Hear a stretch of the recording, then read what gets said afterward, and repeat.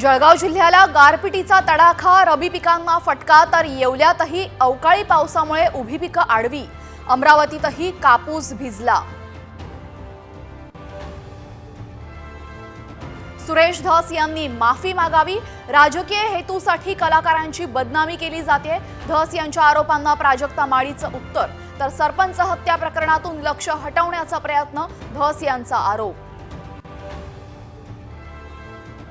सरपंच संतोष देशमुख हत्येच्या निषेधार्थ बीडमध्ये आक्रोश मोर्चा, वाल्मिक कराडला अटक करा आणि धनंजय मुंडेंना मंत्रिमंडळातून हटवा, सर्वपक्षीय नेत्यांची मागणी।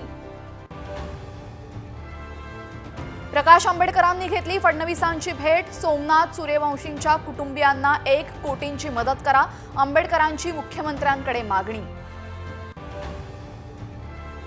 माजी मंत्री रवींद्र चव्हाणांना भाजपाकडून मोठी जबाबदारी, प्रदेश संघटना पर्व समितीचे प्रदेश प्रभारी म्हणून नियुक्ती, बावनकुळेंची घोषणा।